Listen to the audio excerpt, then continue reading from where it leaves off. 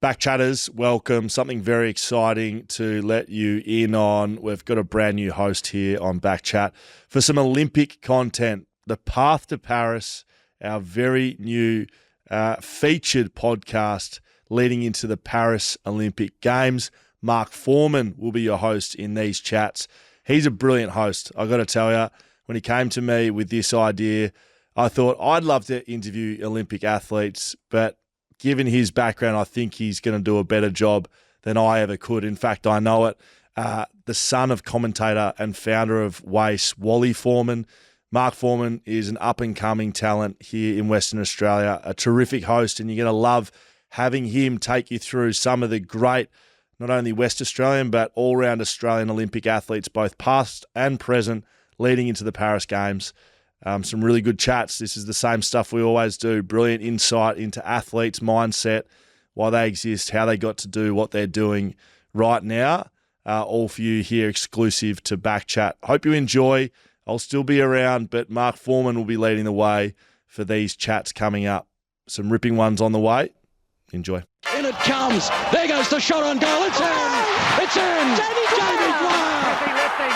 Goes up to Graham. Takes the lead. Looks a winner. Draws away from the Australians have just broken the American stranglehold on this race. For billions of people across the world, we're about to be stopped in our tracks for a couple of weeks, watching on in awe at the world's best athletes compete at the Olympic Games. But for the actual athletes, it's far more than a 2-week commitment. They've dedicated their whole lives to these moments. And the stories they've created along the way are inspiring, heartbreaking, heartwarming, and so worth sharing.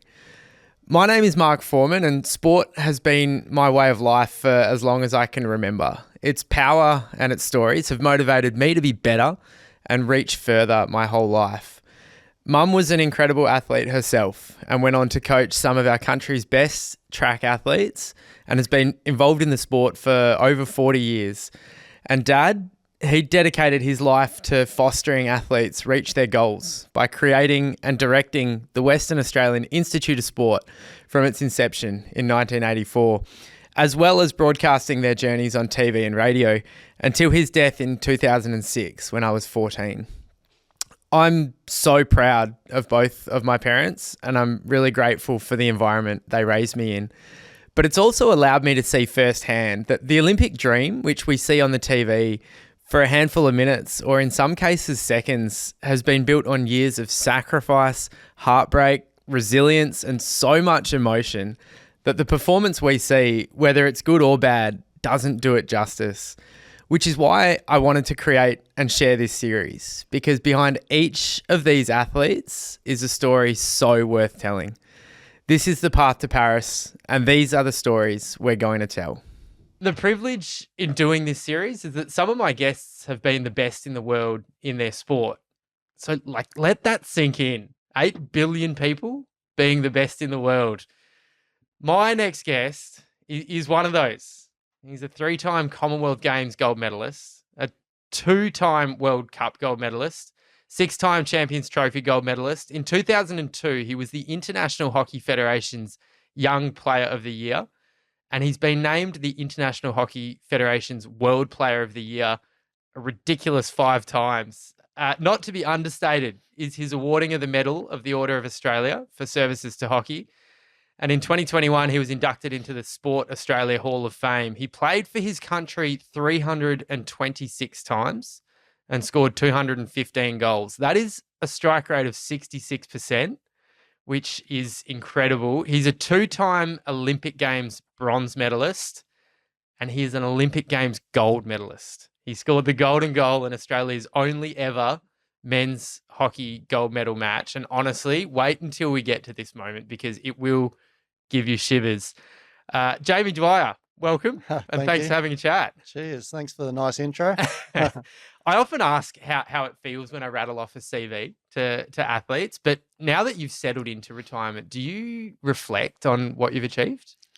Yeah, I do reflect on what I've achieved. I think when I first stopped, or when I heard someone say my CV when I was still playing, I was like a little embarrassed by it for some reason. I I felt like it was part of the team, like a team sort of success, not personal success. Yeah.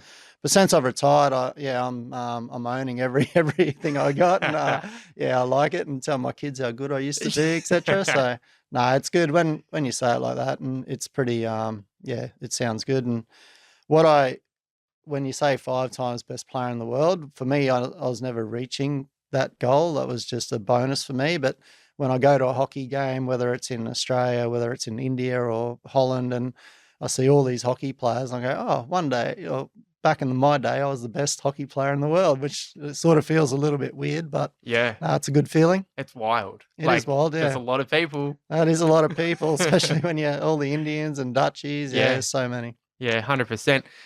Being an Olympic year, do you ever get sort of jealous or a little bit antsy of watching the young whippersnappers running around out there? Yeah, a little bit. I was on Instagram this morning. I saw the pools came out. So Australia, which pool they're in, and I was starting to, okay, we got them covered. We've got these guys covered. We might face them in the quarters. So I was starting to get a little bit nervous energy for some reason. I don't know why, but yeah, I love the Olympic years because the Olympics was the pinnacle for our sport. Yeah. Let's go back to the start. Born to Barry and Lee in Queensland. Tell me about your childhood. You're a sports fanatic, weren't you? Absolutely loved everything to do with sport. Like every sport under the sun, I just loved it.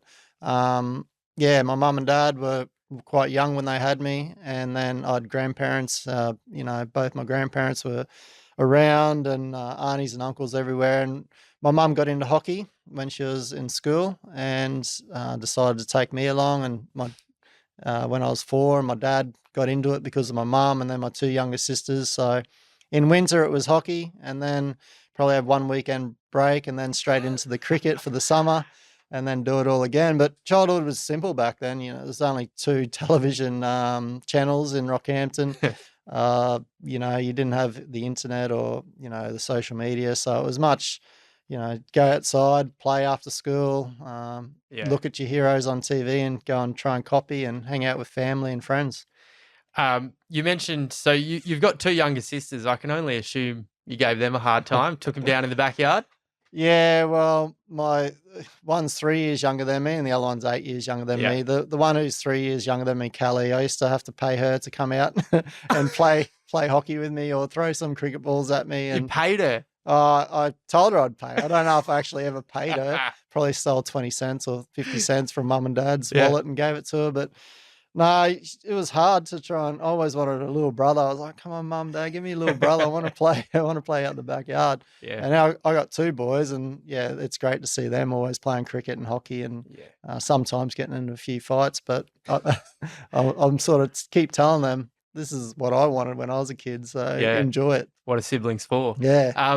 So you had to pay her to play you out in the backyard. Did either of your sisters play hockey? Yeah, they're both pretty good. Yep. Kelly, I think she was represented indoor for the Australian team. My younger sister was really good.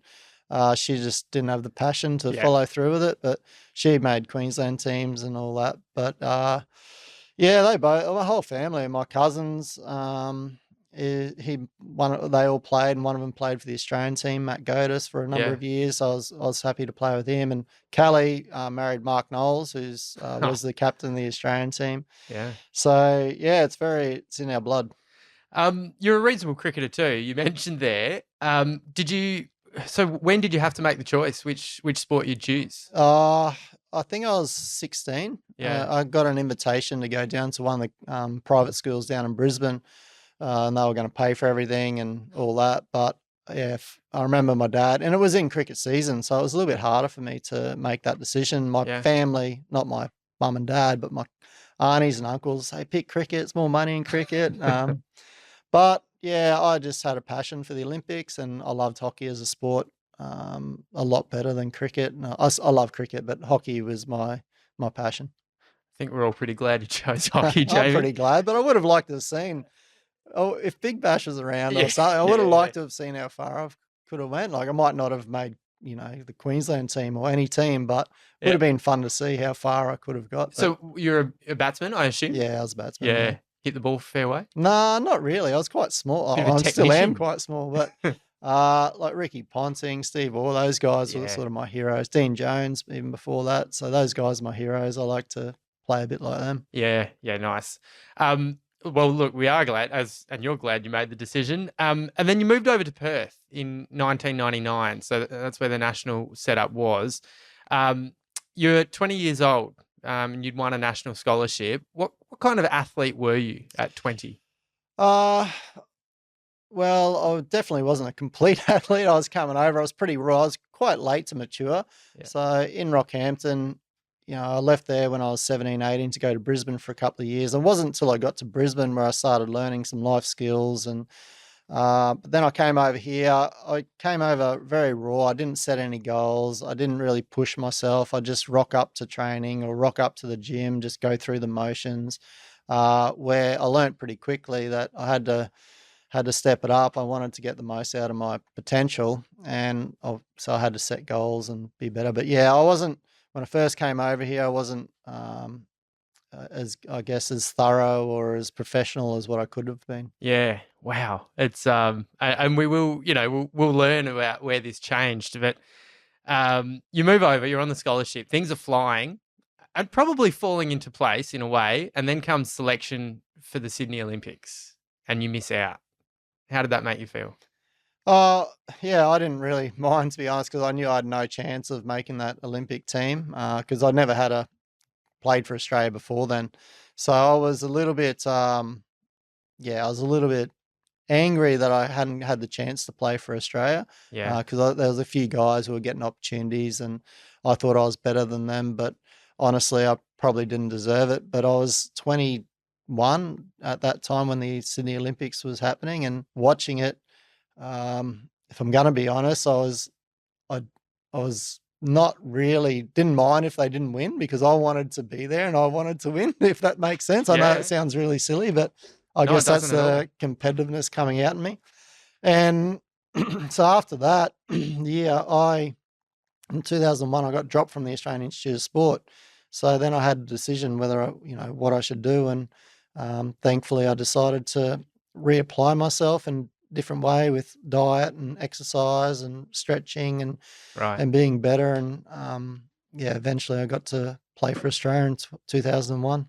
So that sounds like a really big moment because you've been dropped, you've lost the scholarship.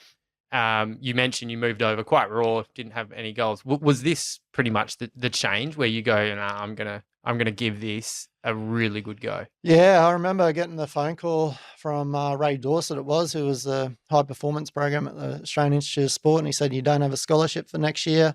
I was working at Cash Converters at Vic Park at the time. One of the hockey guys owned it. And I was like, oh, far out. What do I do now? Do I pack up and go home? Do I that was initially my first thought of should I head back to Queensland, whether to Brisbane or to Rockhampton. But then I was like, nah, I'm going to give this a go here, and I've got to do it properly. I didn't feel it was the end of what I'd come over for. I thought I had plenty more to give. That's crazy, and it sounds like a real like a sliding doors moment. Like Yeah. you could have left, right? And whilst you may have played hockey in Queensland, I mean, you may not have reached the heights that you did. Yeah, I could have left. I could have. I would have played for the Queensland Blades. It was back then, and might have got selected, but it could have went either way. I could have went back to Rockhampton, never played. But I'm not. Yeah, in hindsight, it was a bit of a sliding doors, but I'm happy I stayed. I got to train with the Australian team, even though I wasn't in the Australian Institute of Sport, and I sort of new coach come in, so it was like a fresh start for me, and I just wanted to. All right, it's now or never, and yeah, thankfully, I got there. Well, you did get there, and it came at 22 years of age, the first of your 326 caps for your country. What did it mean to you, and what does it mean, or did it mean to play for the green and gold? Yeah, it was I guess one of my favorite moments playing for Australia was get presented the green and gold shirt. It's what I watched the 94 World Cup, went out and practiced, 96 Olympics, go and practice. I just wanted to play for Australia, and to get that first cap and was unbelievable. And it was in Melbourne against New Zealand. Mum and dad were there. My sisters were there. So it was a very special moment for me. And after I played that first game, I was like, I'm addicted. Like, this is good. I'm addicted to this, like, competition. I want to wear this green and gold shirt as much as I possibly can. And it wasn't until then where I was like, okay, let's go. Let's test myself and push myself and go to as many competitions around the world as I could. Sounds like a drug. Yeah, it was. It was so, I just got so addicted to it, and I wanted to push myself and get better and better and better. And over your time, it changes. Like you can go through little flows when you have family and all that. You have other commitments. But at that stage, I was single. I was very single-minded in what I wanted to do, and I went for it. And 22 years old as well. Like it's obviously, you're not even close to your prime yet, but that's reasonably late for an elite athlete to start an international career. Very late, yeah. Most guys these days got to go when they're 19 or 20, or girls. So yeah, it was a bit late, but I guess they made me work for it, so that's why I cherished it. I guess if I came over in '99 and got to go for Australia straight away and was sort of in and out for a couple of years, maybe I wouldn't have appreciated it as much as what I did. Yeah, did it make it all the more sweeter? I suppose it did. It did. Yeah. So Athens is approaching, and you're really entrenched in the setup now. This is 02. Obviously, you made your debut. 03, you're entrenched. Spoiler alert for Athens, we do okay. But even to this day, multiple silver medals, multiple bronzes for the Kookaburras. Why could this team get so close but never get it done? Because it's very hard. It's really hard to win Olympic gold medal. Yeah. The girls have done really well, the Hockey Roos in 96 and 2000. But it's really difficult, and 1% here, 1% there, or even less, and you can walk away with a silver, bronze, or even less than that. So I think we had some great teams. We had some really good opportunities, especially when we lost to New Zealand and others before me. But when I got to the Olympics, for me personally, I wasn't thinking about the past, because this was my first Olympics and this was my chance. So when I got asked those questions about being the bridesmaid or, silver, I just shut it off and said, look, that's not me. That's our history, but we're looking to the future, and this is my first go. So I was, we had a good feeling that year as well, leading in. We just had a really good bunch of guys, and everyone was on the same page, and geez, it was good fun. I can't wait to hear some of these stories. There must be something to that. Like you're at the elite level, you're all fit as a fiddle, and probably all countries are almost equally as fit. But there must be something to be said for that feeling that you spoke about. Like is it just that cherry on the top which can win a gold medal, win a premiership, win a grand final, whatever it is? Yeah, definitely. I remember in 2003, so in our squad, we had some like alpha male guys who were real leaders. We had some younger guys who would follow, and then we had a lot of guys in the middle who were just like on board with everything we were doing. Yeah. And early on, and I think it might have been 2003, there was a bunch of us that went to Sydney, and there was a bunch who stayed in Perth. And us Sydney guys, I was one of those guys who moved to Sydney for a couple of years, started getting 16.3, 16.4 on the beep test and started running faster. When we were in Sydney, we'd go for a run after training every day, and we'd do hill sprints. So 3 times a week we'd do that. And it started off as a bit of a jog, then it ended up as a 6K sprint race pretty much. Oh my God. So we're getting super fit. And then the Perth guys didn't believe us. So then we came back and we did the beep test, and they could see in our bodies, like our physical shape, that we were like fit and raring to go. And then we had to come over in 2004, and then a few of us started riding our bikes to and from training. And then everyone, by the end of it, was riding their bike to and from training. So this sort of culture just sort of crept into our squad. Yeah. And when we all do it, and then we rock up to the Olympics and we see these other guys, we knew we were fitter. It was just a matter of executing our skills on the field, which we did. And yeah, I think that those little things, Yeah. and it was one guy, maybe two, that sort of started it. A few guys jumping on board, which created such a good culture in our group and such That's cool. belief. I guess we had the belief Yeah. that we could do it. That is so cool. I mean, and so that belief really was growing, but we'll go back to 03. You're probably thinking you can be part of history. Like, as you said, like, this is my first Olympics. I can be part of history. The squad's strong. There's a good dynamic. Then in Amsterdam, August 2003, less than a year until the games, you rupture your ACL. Did you think you'd make it? No. I rushed my Champions Trophy, top 6 teams in the world, Australia versus Pakistan in Amstelveen, which is one of the awesome old school stadiums. First 5 minutes, I get taken out by the keeper, walk off. I was like, okay, I should be right. Do a few jog up and down the sideline. And then the doctor comes over to me, goes, oh, no, you've done your ACL. You're out for 6 months and you probably won't make the Olympics. That were his words. What? On the sideline. When he's doing the test? Yeah. And I was like, oh, far out. So I was obviously devastated, came back. I went to Queensland and had the operation done in Queensland. And the operation was exactly 11 months before the first game in Athens. Yeah. And they picked the team 2 or 3 months beforehand. So I was just doing the calculations thinking, okay, I could be in a bit of trouble here, but it's possible. So I worked really hard, did a lot of one-legged leg press, running on the beach, a lot of calf work. I just really built the muscles up around the ACL, so it was hopefully strong. Played my first game, I think, for Australia after 6.5, 7 months. So 4.5 months. That's reasonably quick. Very quick, yeah. 4 months out to the Olympics, still had probably a month and a half to prove myself. There was times there it was swelling up. I was like, oh no, and then went through a bit of a roller coaster, but I wasn't playing too bad on the field. Okay. I started off all right and then was getting worse and worse the more I trained because it was getting sorer and sorer. But after the European tour, which was a tough tour, it was 3 different locations, I think Spain, Belgium, and Holland or Germany or something like that. 11 games, and I started well and just got worse and worse. And then the team was picked after that. I was back in Rockhampton. I could hardly walk. My dad's like, you all right? I'm like, nah, it's not feeling too good. I could hardly swing a golf club or walk a golf course. Yeah. So he's like, oh, this is not looking too good. I said, I'll be right.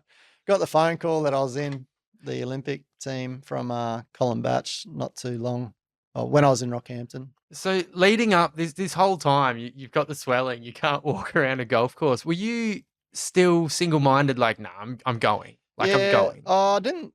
Yeah, I thought I'd done enough during the games because I was scoring a lot of goals. Even though I wasn't playing great, I was showing that potential that I can be value to this team. Yeah. And when you're in the squad, you're always doing the maths because I was playing striker. So I'm like, okay, this guy's in, this guy's in, this guy's in. Then it could be between me and this guy. Wow. So you do that every day pretty much. So it's mentally challenging. Yeah. But I thought I'd done enough. And when I got the phone call, I wasn't surprised, but I was happy, obviously. And if you asked me 8 months ago, or probably 4 months before it, I probably would have thought, no, I've got no chance. But yeah, the closer it got to selection, the more belief I had. And then, I thought, okay, let's do this. I've got nothing to lose now. That's cool. The Olympic dream. So I will focus in on that call from Colin Batch. And I suppose this question has a bit more context given what we've just spoken about. But can you remember where you were and how you felt when he told you, Jamie, you're going to be playing for Australia at the Olympic Games? Yep, I can remember it like it was yesterday. And Colin Batch was the assistant coach, so the assistant coach did all the good phone calls to the and the coach had to call the guys who missed out. So he had the tougher job. And I guess that's Barry Dancer. Barry Dancer, but I guess that's why he gets paid more than the assistant. But I was in Rockhampton. I was sitting by the phone. There was no mobiles back then, so I was sitting next to my home phone, which they knew where I was going to be. Yep.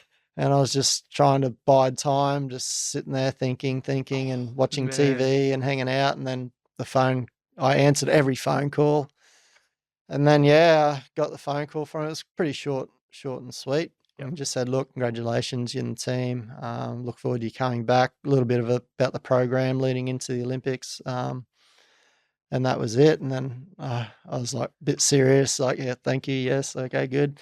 Then quickly call my mum, call my dad, like I made it. So That's amazing. yeah. Did you know that it would be Barry calling the no camp and Colin Batch calling the yes camp? No, I didn't know I that? didn't know that. But what I did know, one of my mates missed out.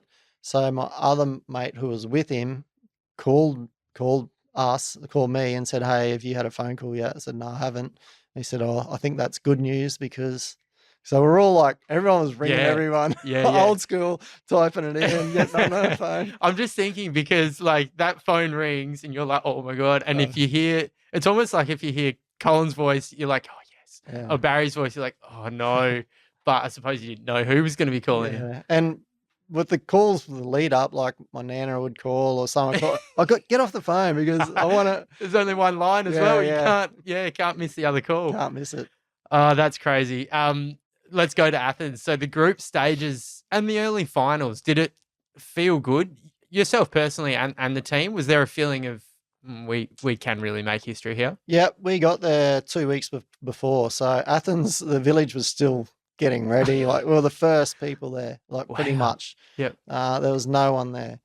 And it's a great feeling. It was just like the calm before the storm, I guess, before everyone came in. So we had a week of training. We played a game against Spain, who were looking pretty good, and we beat them like 6-1 or something. Yeah. Then we went to Crete, to one of the islands for a couple of days, just no sticks, nothing, just relax, chill, and then back into the village. When we came back into the village, it was like pumping, there were people everywhere. I was so excited. You have to control your excitement. What are you? You're 25? 25, yeah. 25, yep. Yep, which was good age. I bet it was. And then, yeah, you have to. The first few games were pretty good. Yeah. I scored a hat trick in my first game. Pretty good, I guess. Against New Zealand. So after that, I had a bit of confidence. Yeah. But we were playing really well as a squad, as a group. And I thought this is the best we've played. So it was looking pretty good. Then we got lucky against Argentina. We beat them 3-2, which was really, really close game. I scored another 2 goals. So at this stage, I was 5 goals from 2 games. I was feeling really great. I'm not surprised. And we're looking pretty good. So do you want me to keep going through the games? Absolutely. Let's do it. I think the next game was against India, I think. Right. New Zealand, Argentina. Still in the pool? In the pool game, yeah. And it might have been one before that. Anyway, the game against India was when you play India, there's a crowd there and you can hardly hear anything, and there's a lot of excitement, and it's just it's a great game to play against India or Pakistan teams because of the atmosphere. And we had training the day before, and I remember the guys were saying, like, if we score, let's celebrate. Like, well, all right. So we had a couple of celebrations lined up. Like pre-planned celebratory moves. Yeah. So I scored, and I do this stupid celebration. What was it? Oh, just flicking the stick around my head and stuff and throwing it up. Yeah, okay. And then my mate scores soon after, a couple of cracking goals. And he sits down and watches himself on the big screen, and I went down and sat next to him. And I thought, oh, we're getting a bit cheeky here. Anyway, we're 3-1 up against India. And after that celebration that my mate did, they scored 2 goals in 3 minutes. Wow. And I'm like, oh man, we're in trouble here. And then we score a goal with 10 seconds to go or 5 seconds to go, which we won 4-3. Okay. After the game, we got an absolute hiding from Barry. He's like, what the heck is this? You can't go celebrate. He had pressure, obviously, from the Hockey Australia CEO and other people saying this isn't a good look. And yeah, it got a bit nasty in camp there for a little while. So it wasn't smooth sailing the whole way through. We started off really well. We had this win, but the team meeting after it was probably one of the worst team meetings I've ever had in my life. Everyone walked out of there so angry. What were you angry about? So you'd been, I suppose to the outsider, it seems valid that you got sprayed for this, like getting a little bit ahead of yourselves. Yeah. But so what was the anger from? I guess it wasn't internal. It was more the media knew about it.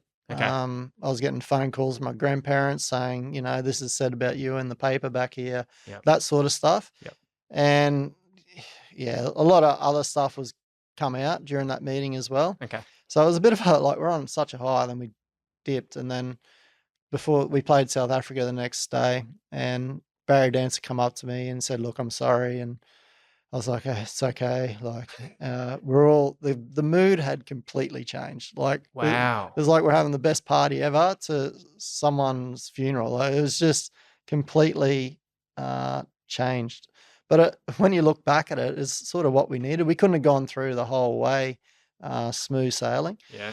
So then we had this win against South Africa. The mood had uplifted a little bit because we're in the semi-final. Then we played Holland the last game of the pool round, and they beat us 2-1, even though we had twice as many goal shots, twice as many corners, etc. So, yeah, it was into the semis and the final after that. Yep. So, I mean, yeah, let's do it, because I've been so looking forward to this next part. The whole time that you and I have had this chat arranged, for a couple of reasons, because we're about to relive arguably the biggest moment in Australian hockey history, with the bloke that made it, but also because of the connection you and I have through this moment. Now, for anybody listening who isn't aware, my dad was a broadcaster, and it's his voice that you're about to hear. So I'm going to get you to pop in an earphone.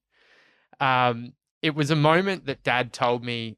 So, as Jamie just pops in his headphones, it was a moment that Dad told me he would never forget, right? And like, I remember when he told me about this after the Olympics, and it was only a couple of years before he passed away as well. So it is really special, but let's relive what happened.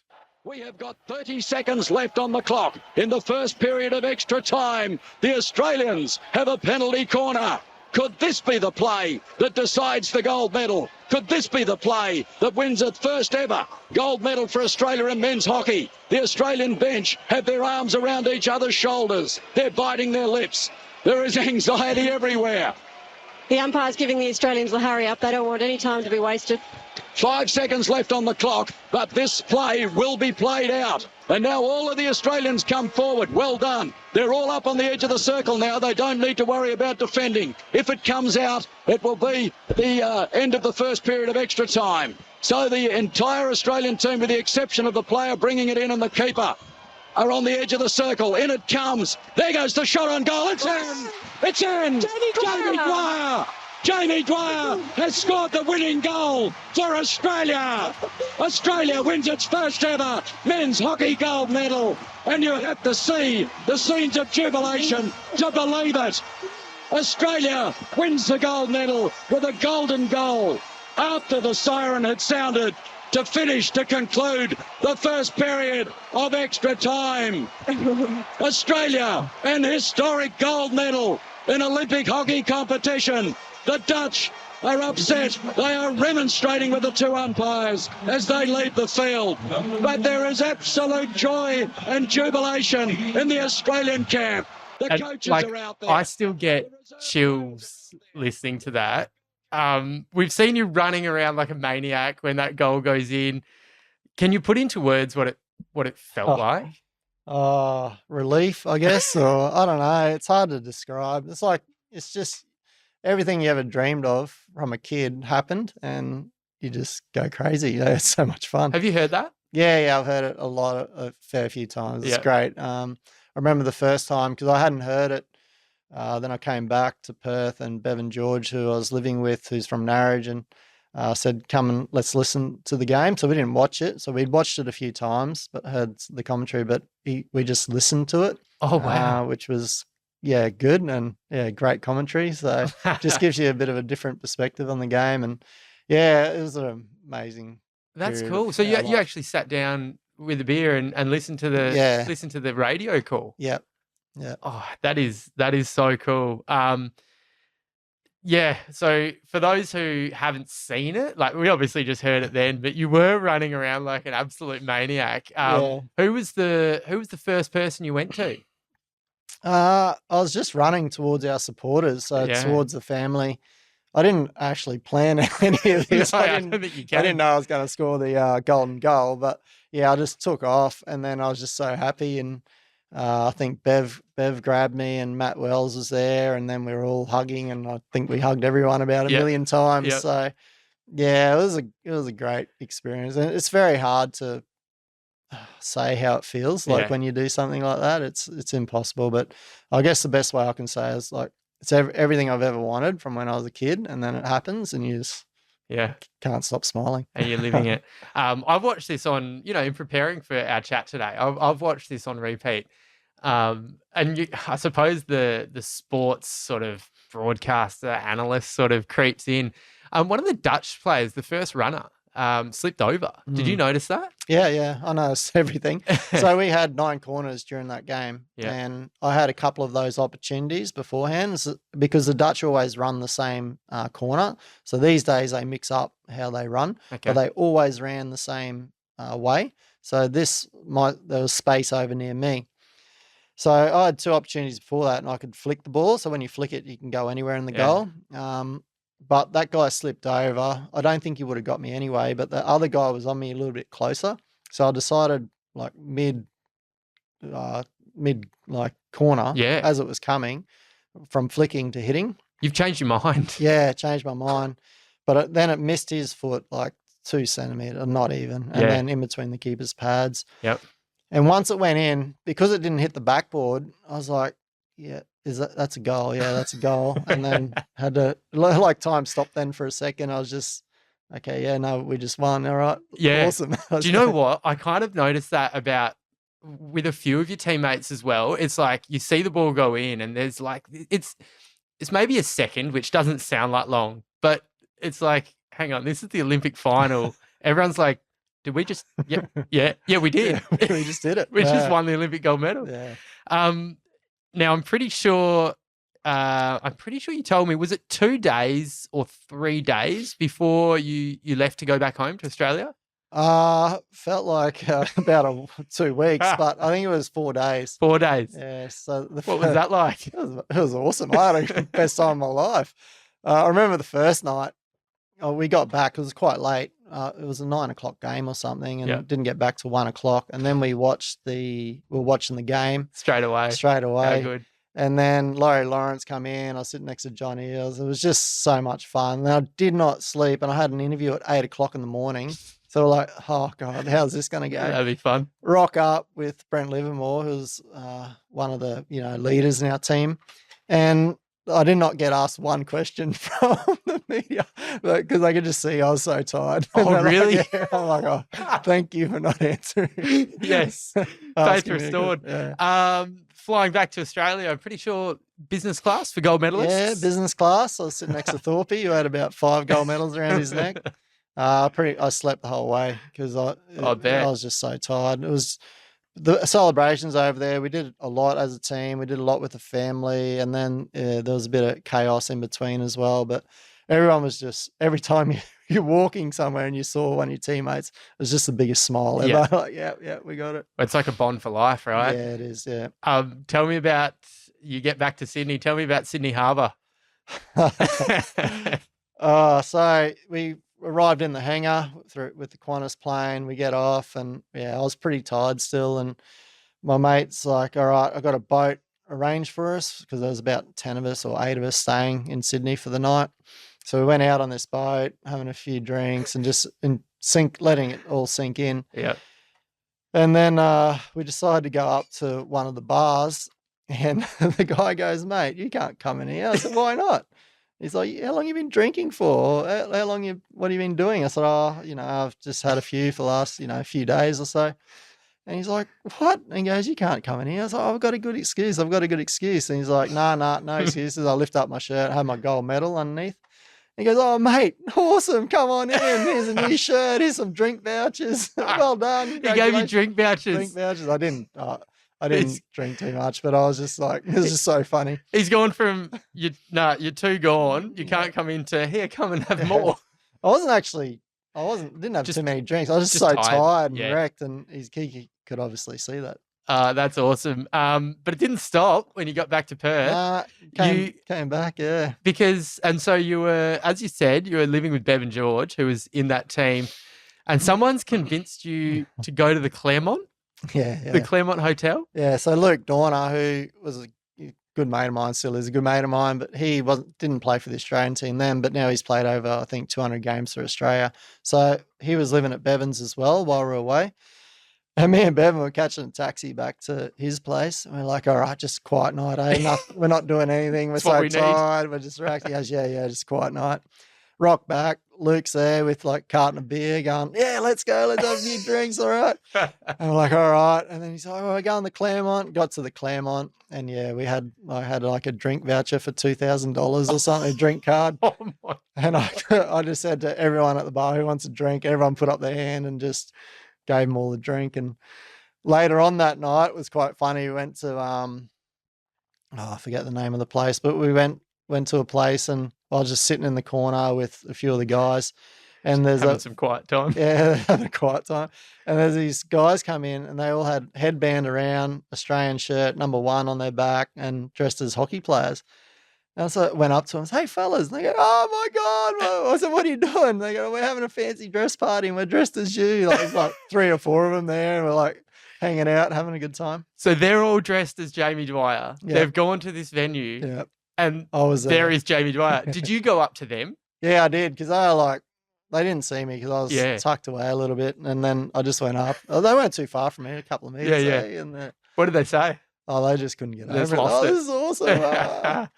That's incredible. And look, this was the start for you. I mentioned off the top, you were named the world's best player on 5 separate occasions. There's obviously some natural ability there, but what were you like training from here on? Yeah, well, I guess after 2004, well, after we won, that was my goal in life, was to win Olympic Games gold medal. I'd won it. I'd still only played less than 100 caps at that stage. Yeah. And I thought, I want to get better. I want to win more. World Cups and Olympics, that's what I wanted as much as possible. Wow. So I went over to Holland after the Olympics to play a season over there, and I chose a club that had, I believe, the best player in the world, Teun de Nooijer. So I had multiple offers, but I wanted to go to this club because Teun de Nooijer was there, because I could learn a lot from him. Wow. So I went over there, played in the club competition with this Teun, and yeah, he didn't teach me, but I watched him and learned a lot from him. And then it just improved my game a little bit by little bit. So every year I was just getting a little bit better and a little bit stronger, a little bit faster. Even though I was in my late 20s or mid to late 20s, I just thought I can get better. Just by being around him. Being around him and learning from him and learning from the Dutch style, and then just adding my own little... I knew I was better than him when we were training. Like, not at the start. It took, because I played over there for 6 years, but...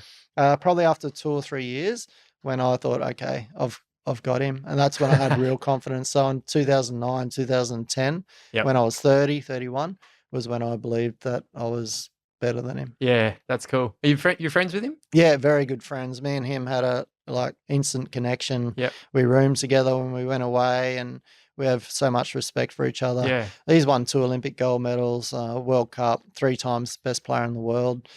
He probably should have won it more, but yeah, it's he's a really good guy. And, cool. We get along really well. You still chat to this day? Yeah. Oh, that's awesome. Yeah, that's really cool.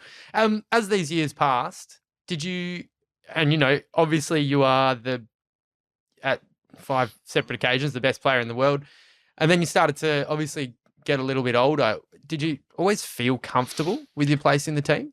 No. Oh, yes. Felt comfortable in my place in the team, but never felt comfortable. There was always challenges coming up, especially as I got older. Yeah. The hardest thing for me to manage was family life and hockey, because I felt I had to come home. My wife's Dutch. We have no family here, and no parents, no anything. So it was quite hard to manage that time. I wanted to be at hockey, but also wanted to be home with my kids, and it was hard to as you get older as well, you needed to look after your body a little bit better. So I changed my diet a little bit, changed my gym program a little bit. Yep. Just had to reassess. It was harder as well because you can't push yourself every single week every single day to go hard. Yeah. Like when I was in my early 20s, mid 20s, I could just go and just push it as hard as I could. Yeah. Where this was more of a, okay, if I don't have a good training, just back off a little bit, go through the motion, and then reset for tomorrow. So Yeah. it got harder, definitely, as I got older. When did retirement start to creep into the mind? Um, Because I Probably- understand. Sorry, I understand for you, it wasn't like it wasn't just a split second decision and now I'm done. It was this was dragged out a bit, wasn't it? yeah, it was dragged out for a long time. I ended up keep playing till I was 37 at the Olympics. So I didn't plan on doing that. I remember in 2008, after the London Olympics, I thought, after Beijing, I Yeah. thought I've got one more Olympics in me, and that's London. And then I'll probably be done after that, or hopefully go to the World Cup. Yep. But after London, I still felt pretty good. I was 33. I was playing actually some good hockey. Went to the World Cup, which was in Den Haag in 2014, which we won. I had a few issues with my body, I guess, wasn't going as good as what it could have. And then with the coaching staff as well, Rick was involved then. We didn't see eye to eye too often later on in his career. So, and then I got dropped from the Commonwealth Games team, which was just after the World Cup. How'd that And- sit with you? Yeah, I didn't like it. Obviously, I wanted to go. I wanted to go to every Yeah. tournament, but how it all eventuated was the worst part, I guess, for me, which didn't feel good. You know, I got an email about midnight on a Wednesday night. I remember because it was after the State of Origin game, Queensland versus New South Wales. Got an email. It wasn't probably midnight. It was probably 10:30 or something, Yeah. saying that I wasn't in the team, and then Rick quit from the coaching job a couple of days after that, and I was like, oh man, this sucks. And So he's selected the team. yeah, You're not in it, and then a couple of days later he steps out, he resigns. yes, I That's haven't spoke to him about it, but yeah, that's frustrating. that was frustrating for me, especially. And then I was thinking about retiring. Well, I was thinking about retiring anyway Yeah. after that. So there was days there I was retired, not retired, retired, not retired. I remember waking up one morning telling my wife, okay, that's it. I'm going to retire. I don't want to retire anymore. I don't want to play anymore. And then I was looking at the team and I was like, well, actually, I could still play a role in this team and Yeah. I'm still fit enough. Yeah. So I had a chat to the new coach, which was Graham Reid. Yep. And he said, yeah, have a go if you want. And I had a go and I was going okay. And once again, it brought me back to the personnel and team who I could beat to make the next Olympics Yeah. if I was at my best. So he said I should have a day off a week. And I said, nah, I'm going to train every day. I don't want to give anyone any excuses that I'm not training or I'm old or whatever. So I'll do absolutely everything the team does and train as Wow. much as them, more than them if I have to. And on the field, I knew my skills would be fine. Yep. So the only excuse they could not pick me, I guess, was my age or because I wasn't putting in the commitment. So if I thought I'll put in the commitment, I'll do all the right things, jump on board and go for it. And 2015 was probably one of my most favorite years playing hockey. Wow. I played, I think 34 games that year, scored 20 something goals and just really enjoyed it. So Yeah, cool. I thought, oh yeah, I've still got it. There's something to be said for enjoying what you do and that translating to performance, isn't there? Yeah, that's true. But I think I enjoyed it more because I worked the way you work and the way your body is and, Yep. and how you approach it. If I'm not enjoying it, if I'm not at my best or not putting in 100% or other things have distracted me, if that makes sense. So when I'm feeling good physically, mentally, and go out there and performing well and setting good goals and reach those goals, it makes me enjoy my hockey or my sport more. Yeah. Look, I finish these chats with two particular questions, which I'm about to ask you, but I did want to just ask you about somebody that is pretty much a constant throughout any hockey player's journey is Rick Charlesworth. What was you mentioned you were, and maybe more so at the situation, you were frustrated about, being dropped, then he steps away, but you had a lot to do with Rick. What are your reflections on your relationship with Rick Charlesworth? Mostly good. Yep. He was one of my role models growing up. Everyone knew Rick. He was, played cricket for WA, politician, hockey. Yeah. He was one of the best players ever to play for our country. So he was a bit of a role model. And then when he first came into coaching, I thought this is a fresh, his the way he spoke, his communication, the way we played. It was really different to Barry Dancer. So I Yep. really enjoyed it. And at that stage, I was, probably one of the best players in the world as well. So he sort of treated me nicely because he needed me to play well. Yeah. And then later on in my career, when he finished and probably his last year, it was a bit of a struggle. A lot of things changed in the program with the new psychologists and a few other new things. And yeah, the program changed a little bit, which sort of made me, I guess they wanted to make an example. Like, it's not just about me or about one other person. It needs to be a group of people to make this win, which was great. But I was the fall guy for that. Yeah. And yeah, our communication didn't go too well after that. And then, yeah, it took me a few years to sort of realize what happened and sort of process it all. And a lot of people ask me who's the best coach I've ever had. And I used to always say Barry Dancer because we won a gold medal with him and because he was so, he was just like the nicest person and he'd always have your back. But honestly, Rick and Barry are both unbelievable coaches. If you have a great team and a great squad wanting to win an Olympics, I'd pick for 1 or 2 years. I'd pick Rick Charlesworth. If I had a younger squad who I want someone to coach for 4 to 8 years, I'd pick Barry Dancer. But together, they would be the perfect combination. Complete opposite people. Yeah. But no, Rick is Rick. I really admire the way he goes about life. It's not the way I would go about it, but I really admire he's looking to reach his potential in not just hockey, but in cricket and in politics and doctor and everything he does, he puts in 100%, and he's a very smart man and usually achieves those goals. They're telling words, Jamie. You've got young kids now, Julian, Taj, Zara. You're involved at YM. You see a lot of young players. With everything your journey has encompassed, all its successes or all its achievements, what would you say to a young aspiring Olympian?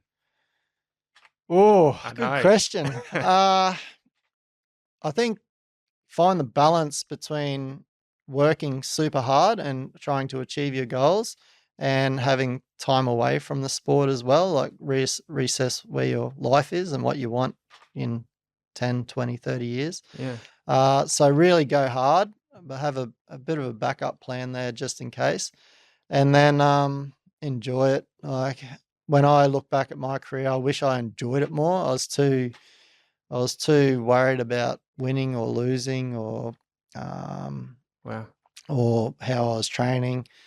Just set your goals, reach those goals, enjoy the process, and then whatever happens, happens. So when I was playing, one thing, if I didn't mind if I wanted to win so bad, obviously I that's all I cared about. But if I lost and I was at my best, I could cop it. When I lost and I wasn't at my best, I was very frustrated.